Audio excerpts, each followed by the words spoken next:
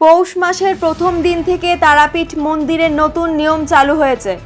মা তারার মন্দিরে এখন থেকে মোবাইল সহ প্রবেশ সম্পূর্ণ নিষিদ্ধ। ভক্তদের মোবাইল মন্দিরের গেটেই নিরাপত্তা রক্ষীদের কাছে জমা রাখতে হবে। সম্প্রতি তারাপীঠ মন্দির কমিটির সভাপতি, সহসভাপতি ও সেবায়েতদের সঙ্গে একটি বৈঠক করেন জেলা শাসক। এই বৈঠকে মন্দিরের নিরাপত্তা ও শৃঙ্খলা বজায় রাখার জন্য বেশ কিছু গুরুত্বপূর্ণ সিদ্ধান্ত নেওয়া হয়। নতুন নিয়ম অনুযায়ী মন্দিরের দরজা নির্দিষ্ট সময়ে খুলতে হবে এবং বন্ধ করতে হবে। মা তারার মন্দিরে ভোগ নিবেদনও নির্দিষ্ট সময়ে করা বাধ্যতামূলক। পুজোর জন্য দুইটি লাইন বরাদ্দ করা হয়েছে, একটি সাধারণ লাইন এবং একটি বিশেষ লাইন। সাধারণ লাইন 1 ঘন্টা আগে খুলবে এবং পরবর্তীতে বিশেষ লাইন চালু হবে। এছাড়াও নতুন নিয়মের মধ্যে আরও রয়েছে, মন্দিরের গর্ভগৃহে গোলাপ জল বা আলতা দেওয়া যাবে না।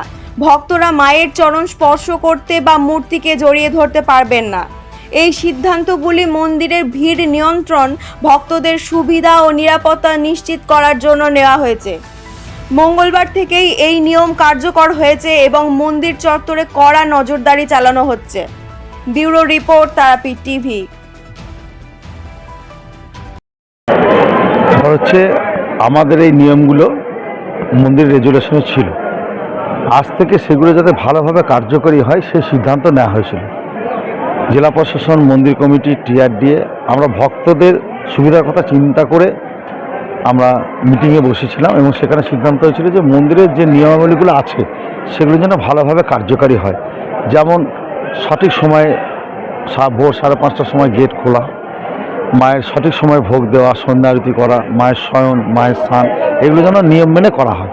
এবং মায়ের গর্ভগৃহের ভেতরে যেটা মা রাজবেশে বসে থাকেন, সেই রাজবেশ অনেক সময় একটু কী বলবো, দর্শনে মানুষের একটু অসুবিধা হয়ে যাচ্ছিল, কারণ বিভিন্ন পুজোর উপকরণ নিয়ে মানুষ সেখানে প্রবেশ করছিল। সেই পুজোর উপকরণ দিতে দিতে অনেকটা সময় হয়ে গেছিলো। এখন থেকে সিদ্ধান্ত হচ্ছে ভক্তরা গর্ভগৃহে যাবে, মায়ের চরণ স্পর্শ করবে এবং তাদের যে পুজোর উপকরণ থাকবে সেটা নির্দিষ্ট সেবায়েতের মাধ্যমে মায়ের কাছে নিবেদন করা হবে। ভক্তরা মন্দিরের ভেতরে ফোন নিয়ে ছবি তোলে এবং অনেক ফোন তোলা তো সম্পূর্ণভাবে নিশ্চিত হয়েছে। মন্দির চত্বরে ফোন নিয়ে প্রবেশ করা, কারণ অনেকে মায়ের সাথে সেলফি থেকে বহু সময়ের ব্যাপার এবং খুব দৃষ্টিকটু ব্যাপার হচ্ছিল।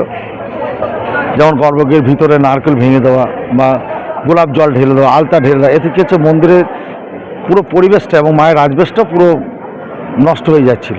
তার জন্য মাকে ঘিরে দেওয়া হবে, মা যাতে সবসময় মা রাজবেশে সুন্দরভাবে থাকে। সেবায়েতদের জন্য কি করেছেন? অনেকে তো ফোন নিয়ে সোশ্যাল মিডিয়ায় পোস্ট করছেন ছবি, এবং কি করবেন এই নিয়ে? ছবি না, একদম সবার জন্যই নিয়ম।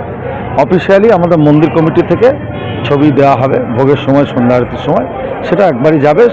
সবার যেগুলো গ্রুপে থাকবে তারা সব পাবে এবং সাধারণ ভক্তরা সেখান থেকে মাকে অনেকটা দর্শন করতে পারে। আজ থেকেই শুরু করেছে? আজ থেকে শুরু করেছে।